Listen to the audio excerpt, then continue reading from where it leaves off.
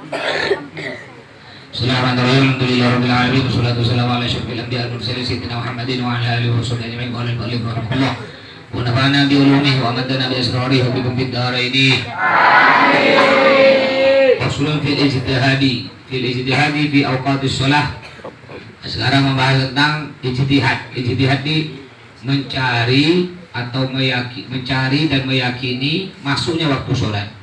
Bagaimana diantaranya dengan au bi'adani thiqatin arifin bi'adani thiqatin arifin terus bisiyahi thiqin mujarrabin. Jadi cara mengetahui waktu sholat, meyakini bahwa itu masuk waktu sholat, au bi'adani thiqatin, atau dengan azannya orang yang dipercaya, yang terpercaya, arifin, yang tahu masuknya waktu. Au bi'adzani thiqatin, atau dengan azannya orang yang terpercaya, arifin, yang tahu masuknya waktu. Jadi kalau ente dengar azan, memang orang itu sering azan di masjid itu azan, dengar suaranya, tahu bahwa orang itu orang thiqat, terpercaya, ya ente boleh meyakini, oh dengar azan, pamannya yang biasa azan di al-jihad, yang pamannya si fulan, dan dia ente ya terpercaya. Nanti dengar suara azan tersebut, oh ini pasti masuk waktu sholat, yakin ente ijtihad. Tapi kalau ente dengar azan, suaranya orang yang azan itu biasanya suka gurau, kayak ada orang gurau naik di atas pohon teriak, tolong macan, tolong. Akhirnya orang kampung datang sekampung, mana macan? Nggak ada, Mbak, anak bual. Kurang ajar kata orang kampung. Besoknya ngondok-ngondok lagi, tolong, ada raja, ada harimau. Datang lagi orang kampung, ya tapi bohong. Ketiga kalinya dia teriak, betul ada macan. Tolong, orang kampung tidak percaya. Macan, ya tidak percaya. Benar kata gua lagi, betul ada macan 5 ekor di bawah, tak percaya. Ya akhirnya kata dia, lihat mati dah, tidak makan macan. Kenapa? Karena suka bohong. Nah, jadi kalau ada orang azan dan ente tahu orang ini tidak dipercaya, suka gurau, suka bohong, dan ente tidak yakin bahwa itu masuk waktu sholat, dia hanya gurau saja, ya berarti tidak bisa ente jadikan patokan bahwa itu masuk waktu sholat. Nah, kayak kemarin Lebaran kan ada yang hari Jumat, ada yang hari Sabtu. Yang Muhammadiyah hari Jumat, selain Muhammadiyah hari Sabtu. Itu tidak usah diribetkan. Yang Muhammadiyah punya dalil, mereka pakai hisab, ya sama-sama kuat dalilnya. Yang selain Muhammadiyah juga punya dalil, pakai ru'yat itu melihat bulan, juga sama-sama kuat dalilnya, sama-sama ada dalil. Ya jangan saya menyalahkan, yang Jumat salah, yang betul Sabtu, kadang Sabtu, yang kata yang Jumat, yang Sabtu salah, yang betul Jumat. Tidak boleh, mereka sama punya dalil. Makanya kata Nabi, ikhtilafu ummati rahmatun, perbedaan umatku itu adalah rahmat. Jadi perbedaan umat itu biasa. Kayak contoh cadar, ada Imam Nawawi mengatakan perempuan wajib pakai cadar. Kata Imam Rafi'i, perempuan tidak wajib pakai cadar, yang penting pakai jilbab. Jadi yang pakai cadar betul, yang pakai jilbab betul, yang salah yang tak pakai jilbab. Jadi banyak sekarang nih perempuan bukan pakai jilbab, pakai kerudung, lehernya nampak, rambutnya nampak. Banyak, padahal mereka tokoh-tokoh nasional. Bahkan di Indonesia ini ada anak kiai terkenal, sering masuk TV, tapi pakai kerudung tak betul, nampak lehernya, nampak rambutnya, padahal bapaknya kiai.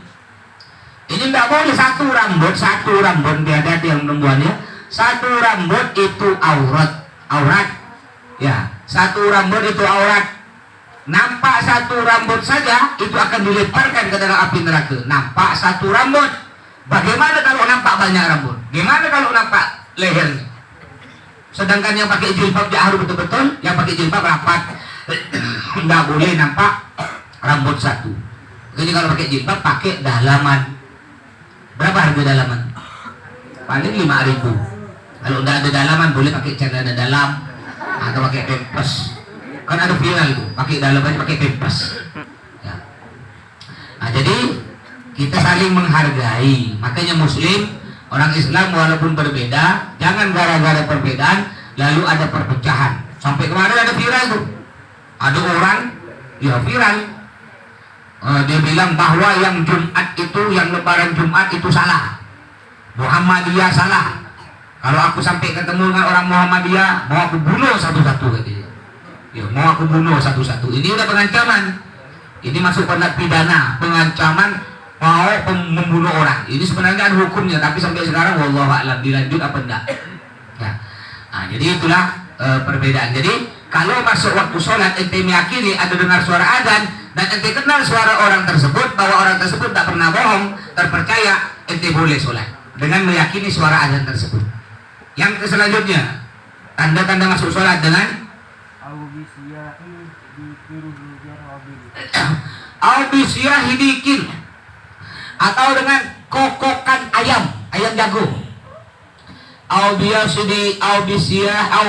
hidikin, atau dengan kokokan ayam jago mujarrobin yang sudah dites, yang sudah istiqomah ayam tuh, dikin. Jadi yang nama diki, kan ada budak biasa namanya diki, itu artinya ayam. Bagir, gue bagir. Gitu bagir. Bagir, gue. Sekarang ini kan banyak namanya siapa? Diki, ayam.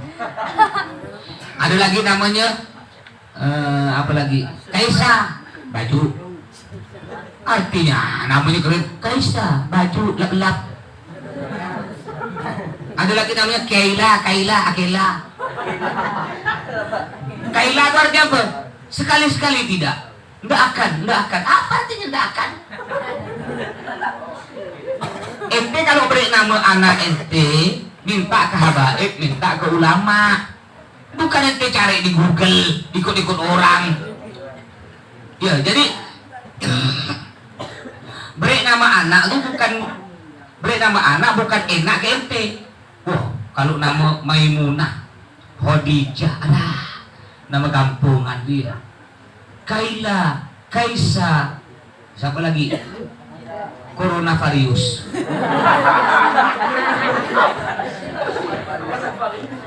Apa? Muhammad vaksinasi. Muhammad Abdul Covid-19.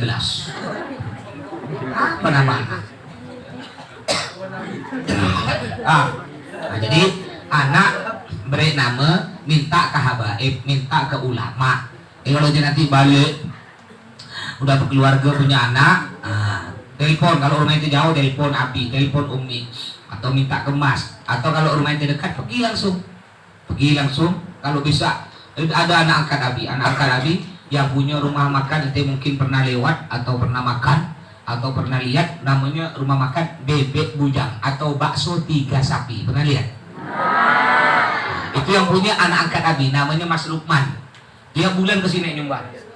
Jadi ketika istrinya lahir anak kemarin nih, belum bayi itu baru keluar dari rumah sakit, belum balik ke rumah, Anda mau balik ke rumah, belum balik ke rumah, pergi ke abi dulu, dibawa ke abi dulu, minta doa, minta nama, baru balik ke rumah.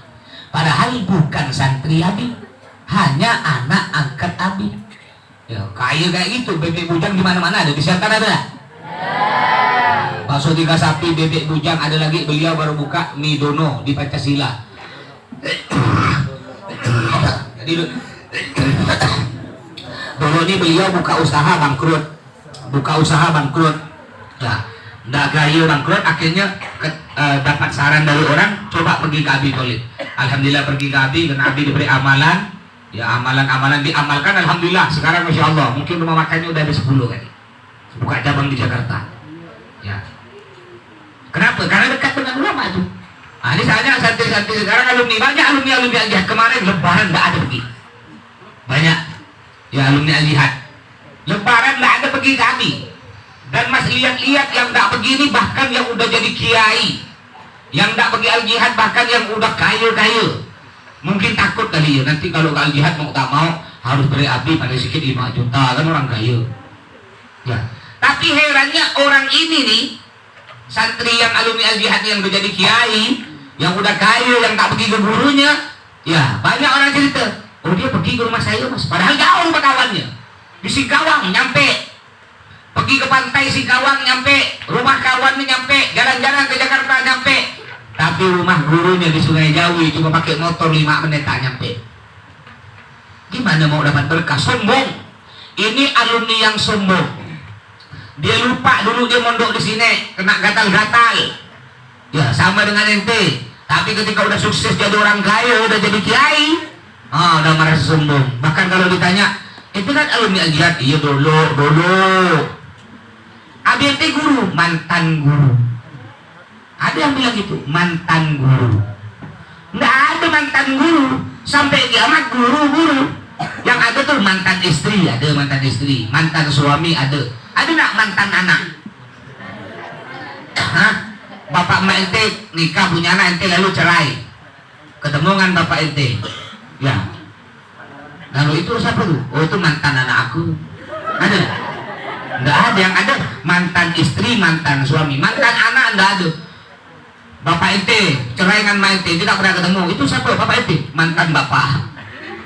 Mantan bapak kurang ajar. Jadi nggak ada mantan bapak, mantan anak.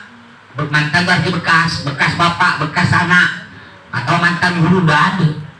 Guru sampai mati. Ya. Ente alumni nggak pergi ke sini, nggak rugi atau nggak rugi? Nggak ada ruginya tuh. Ya. Makanya kalau ente nanti kalau jadi alumni, ente mau pergi ke al-jihad tidak punya duit. Berapa ongkos ente? Pergi ke rumah Mama ente kawin, dapat istri orang Ketapang, ente bikin ke al-jihad sampai ngutang-ngutang ente. Pergi sini, pakai pesawat. Berapa pesawat Ketapang? PP 3 juta, maganti 3 juta dengan duit nanggung 100.000. Ngerti? Jangan takut, ente pergi ke guru, ente tidak rugi. Mas tiap 2 tahun ke Dalwa. Tiap 2 tahun ke Dalwa ke Bata-Bata ada acara multaqo. Multaqo itu pertemuan alumni Dalwa. Jadi dari Dalwah Mas ke Bata-Bata tiap 2 tahun.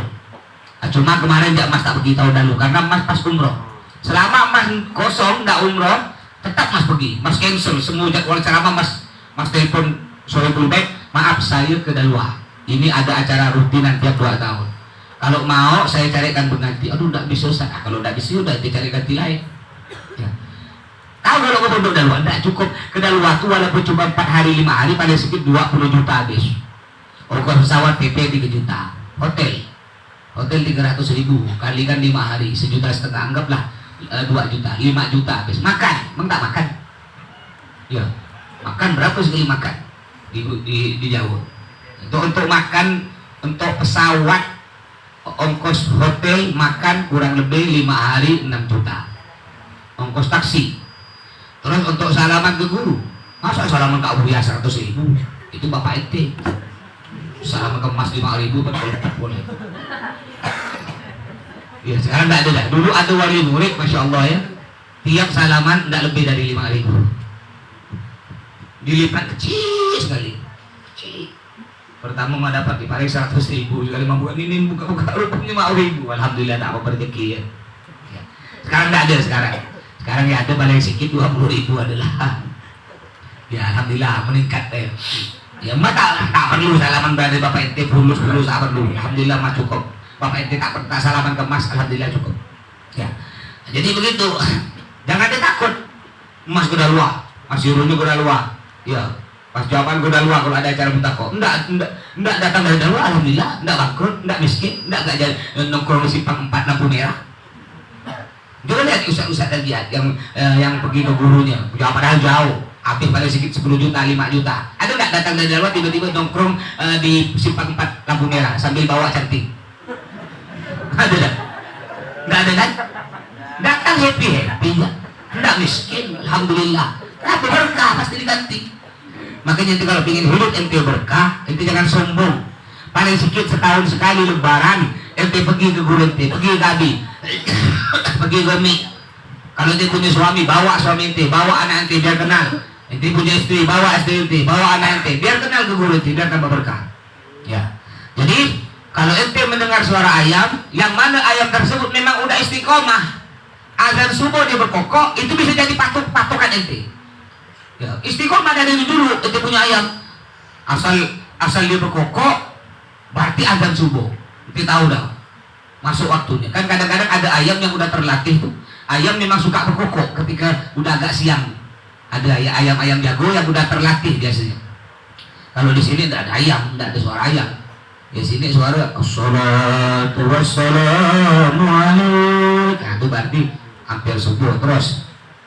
Fa'ilam yajid ijtahada biqira'atin. Fa'ilam yajid, jika dia tidak menemukan, tidak ada suara azan orang yang dipercaya, tidak ada suara kokokan ayam jago yang udah udah terbiasa dah, tidak ada suara apa-apa. Fa'ilam yajid, jika dia tidak menemukan, terus ijtihada, maka dia berijtihad. Berijtihad itu mencari sendiri dengan keyakinan dia. Misalnya biqira'atin aw hirfatin aw nahwi dzalika. Biqira'atin dengan bacaan. Terus Aw hirfatin au hirfatin atau dengan pekerjaan. Terus aw nahwi dzalika. au nahwi dzalika atau dengan yang lain. Maksudnya gimana dengan bacaan? Contoh, umpama tiap habis maghrib ente itu istiqomah baca Yasin, ya, Taba al-Muluk, surah Ar-Rahman, Waqi'ah, Rotib Haddad, Sakron, Rotib Atos, umpamanya. Istiqomah ente. Dan setiap ente selesai baca ini pasti ada nisya. Pasti ada nisya. Setiap ente selesai baca ini pasti ada nisya. Suatu malam habis sholat maghrib dibaca seperti biasa. Selesai hatam, enggak ada suara azan. Macam biasa azan, enggak ada suara azan. Ya, jam kebetulan rusak semua. Gimana cara? Udah ke sholat isya. Karena itu udah jadi kebiasaan nanti setiap hatam memang udah masuk waktu azan isya. Udah sholat, enggak usah nunggu suara azan. Atau juga pekerjaan dengan pekerjaan baru bisa. Setiap ente habis umpamanya itu bekerja bangunan. Ya, atau bekerja buat kursi umpamanya. Setiap ada ente bekerja, ente sambil lihat matahari itu berada di tengah sedikit lengser, berarti masuk waktu asar. Setiap itu bisa juga jadi patokan masuknya waktu sholat. Ya, istamir. Wa yatakhayyarul a'ma baina taqlidi thiqatin. Wa takhayyaru dan boleh memilih. Al-a'ma orang buta. Gimana orang buta? Al-a'ma orang buta, terus Baina taqlidi thiqatin. baina Taqlidi baina taqlidi thiqatin. Jadi kalau orang buta, gimana orang buta? Ya, nggak bisa lihat matahari, bapaknya orang buta. Wa yatakhayyarul dan boleh memilih al-a'ma orang buta baina taqlidi thiqatin, dengan mengikuti orang yang dipercaya. Terus wal ijtihadi dan ijtihad sendiri, mencari sendiri dengan keyakinannya. Terus fa in tayaqqana salatahu qabla al-waqti wajaba qada'uha. jadi kalau ada orang buta, dia tidak bisa lihat matahari, mau sholat zuhur dia tidak bisa lihat matahari. Kalau tidak buta kan itu bisa lihat matahari, tinggal ente berdiri. Kalau bayangan berada di matahari berada di bayangan ada di timur ente sedikit, masuk waktu apa tuh? Ente berdiri siang-siang, ada bayangan masuk, ada bayangan ente ini berdiri di bawah matahari, lalu bayangan badan ente berada di timur sedikit, masuk waktu apa tuh? Zuhur. Kalau bayangan ente 2 kali lipat berada di timur dari badan ente, masuk waktu asar. Lalu ada orang buta tuh mau sholat zuhur, tidak nampak matahari. Cari mana? Dia bisa mengikuti orang yang dipercaya. Siapa yang dipercaya? Di pondok bapak dia punya kawan, dipercaya, dia tidak pernah bohong. Ya, apa kalau masalah sholat dia tidak pernah bohong? Tanya, maunya ke dohir. Udah masuk waktu sholat dia. Ya, oh udah, percaya, boleh sholat. Dulu ada satu yang lihat utang. Namanya Vivi, apal Quran. Nah, insya Allah sekarang udah atam Quran dan dia dapat hadiah umroh udah 3-4 kali. Ya. Buta, kelebihan dia nih masih ingat nama orang. Jadi dia dulu kayak dia enggak mondok, cuma ngaji tapi dari pagi sampai sore baru dia. Jadi udah berhenti dari al jihad, Mas tak ketemu dia 5 tahun. Tak ketemu dia 5 tahun. Ketika dia main-main rumah Abi karena dia mondok agak ke jauh. Ketika dia main rumah Abi, ya Mas ngeliat dia, Mas. Vivi kata Mas. Vivi kata Mas. Mas Toto sehat Mas, masih ingat dia. 5 tahun tak ketemu, dengar suara. Ya saking cerdasnya. Andi suka dapat hadiah umroh kalau tidak salah 3 atau 4 kali karena suaranya bagus. Jadi santri al jihad pernah ada dulu santri buta, insya Allah. Terus. Fa'in tayaqqana salatahu qabla al-waqti wajaba qada'uha. Fa'in tayaqqana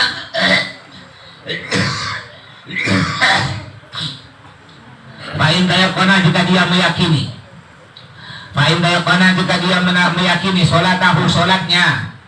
Salatahu salatnya terus qabla al-waqti sebelum masuk waktu salat. Qabla al-waqti sebelum masuk waktu salat, Samir. Wajaba qada'uha maka wajib mengkodoknya, menggantinya. Wajaba qada'uha maka wajib mengkodoknya atau menggantinya. Jadi kalau orang buta dia tidak bisa melihat matahari, tidak ada orang yang dipercaya, lalu dipakai ijtihadnya dia meyakini bahwa sekarang masuk waktu sholat, dia bingung udah azan ke belum dia, ya tidak dampak nanya ke orang siapa yang ada sekitaran azan, tidak ada suara, tidak ada, udah kayaknya anak yakin azan, lalu di sholat kata assalamualaikum, ada orang masuk ke sholat, itu sholat apa? Sholat zuhur, baru jam 11, belum ke? Batal. Kenapa? Karena belum masuk waktu sholat. Ya, Samir. Wa yustahabbul mubadaratu. Wa yustahabbul mubadaratu bi qada'il fa'itati wa taqdimuha. Wa yustahabbu dan disunnahkan. Wa yustahabbu dan disunnahkan bi qada'il fa'itati dengan mengganti sholat yang hilang. Biqada'il fa'itati dengan mengganti sholat apa? Wa yusahabu dan disunnahkan al-mubadaratu cepat-cepat. Al-mubadaratu cepat-cepat biqada'i sholatil fa'itati dengan mengganti sholat yang hilang. Dengan mengganti sholat yang hilang. Umpama tadi subuh ente tak sholat. Ente tak sholat. Ya karena ente umpamanya sakit, lalu digigit sakit digigit kawan ente udah bangun, udah sholat, kenapa ente tadi bangunkan karena dia sakit, mungkin kayaknya udah sholat mungkin dia, lalu ketika kita bangun rupanya jam 6 udah habis waktu sholat subuh, ente bangun cepat ente ngambil wudu, cepat ente kodok, cepat ente ganti. Banyak orang tak paham, ya terutama orang yang tak pernah mondok. Banyak orang nanya ke Mas, jamaah umroh nanya ke Mas, Ustaz ya saya ini kan enggak sholat subuh Ustaz, lalu mau saya ganti, apakah saya nunggu subuh lagi baru ganti Ustaz? Nunggu subuh itu masih hidup kalau mati. Jadi enggak, ente bapak tadi enggak sholat subuh nih, enggak sholat subuh karena kesiangan, jam 6 kita bangun. Ya, pada waktu ente bangun ente ingat bahwa ente pada waktu ente ingat bahwa ente enggak sholat, punya utang sholat, cepat ente wudu langsung ganti, enggak nunggu subuh diganti subuh, enggak. Subuh diganti waktu duhur boleh. Kenapa dianjurkan kita cepat-cepat mengkodok sholat? Karena kita tak tahu umur kita. Wah, tak tahu umur. Nanti masa saya ganti jalan nonton TV loh, santai nonton TV, main game, matinya su'ul khotimah, mati jelek. Udah ada waktu untuk ganti sholat tapi tidak ganti sholat. Nah, Samir. Wa taqdimuha dan mendahulukan sholat. Wa taqdimuha dan mendahulukan sholat, Samir.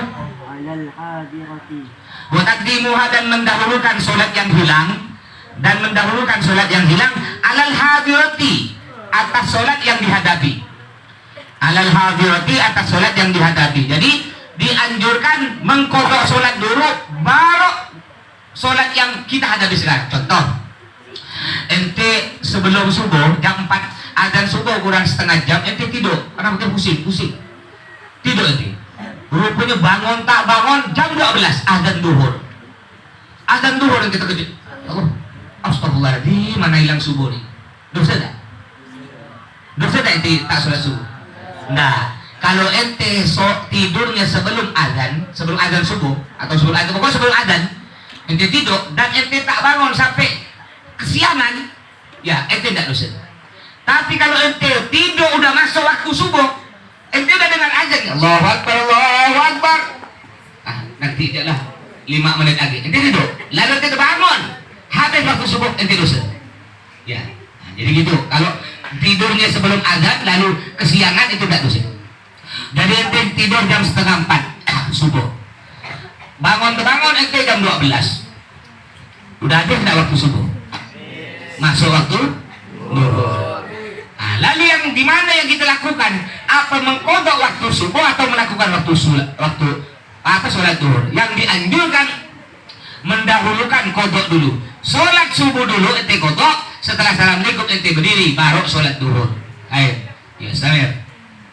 Jadi intinya bayar hutang dulu ya, bayar hutang dulu. Kayak ente punya utang. Nah, punya utang ente mamanya 1 juta. Lalu ente mau berangkat umroh.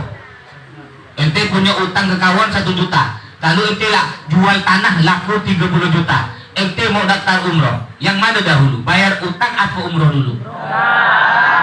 Bayar hutang dulu. Walaupun ente umroh, lalu ente meninggal dunia, ente masih punya utang. Ini pahala umroh ente ini belum bisa memasukkan ente dalam surga. Bayar dulu utang. Utang sampai dalam kuburan itu masih ditagih utang. Kalau ente tidak bisa bayar utang, dosanya orang yang punya utang itu dibabrekan ente dosa. Nah, ngeri. Gara-gara yang punya utang, dosanya diberi. Akhirnya ente yang sebenarnya tak punya dosa, akhirnya bisa masuk neraka. Gara-gara itu punya utang. Makanya yang nunggak-nunggak itu termasuk utang. Ya uang makan semua utang. Ente sampai mati punya utang. Jangan enak ente.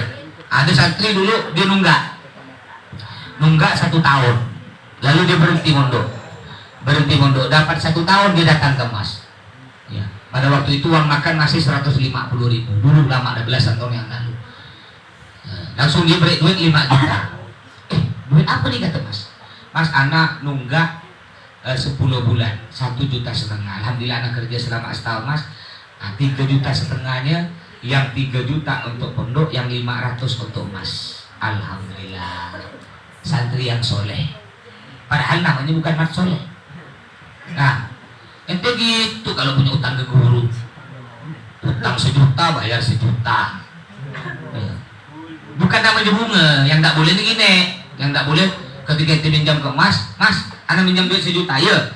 Tapi ini Mas berarti minjam 1 juta, tapi ingat ya, kalau balikkan 1,5 juta, itu haram, bunga. Tapi kalau ente minjam gini, Mas anak minjam duit 1 juta, ayolah nih. Lalu dapat sebulan dibalikkan, nih Mas anak balikkan Mas, utangnya 1 juta Mas. Ini utang anak 1 juta, yang 500 Mas untuk Mas, tak apa. Karena dalam ketika pertama kan tak ada akad, ente harus balikkan 1,5 juta. Paham ya? Kalau tidak ada akad, nih ente pinjam duit anak 1 juta, tapi ente harus balikkan 1,5 juta, itu yang namanya riba. Ya, terus.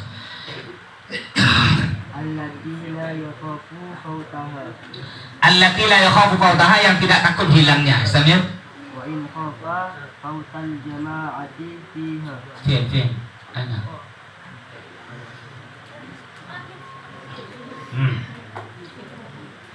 Wa in khafa fautal jama'ati fiha. Wa in khafa, walaupun dia takut. Wa in khafa, walaupun dia takut, fautal jama'ati, hilangnya berjamaah. Fautal jama'ati, hilangnya berjamaah fiha, di dalam waktu tersebut, dalam waktu al-hadirah. Maksudnya gini, ente tidur, ente punya utang sholat subuh, lalu masuk waktu duhur, ente mau pergi musola nih, waktu duhur, ente mau pergi musola, nyampe musola udah komat duhur, ente jangan sholat duhur dulu. Apa yang ente lakukan dulu? Mengganti sholat subuh. Walaupun ente ketinggalan sholat jamaah duhur, tidak apa-apa. Yang penting ente udah ganti sholat subuh, ente tak punya utang lagi kepada Allah. Ya, Samir. Watajibul mubadaratu bil faitati in fatat bi ghairi ujrin. Watajibu dan wajib al mubadaratu cepat-cepat bil faitati, untuk mengkodok sholat yang hilang.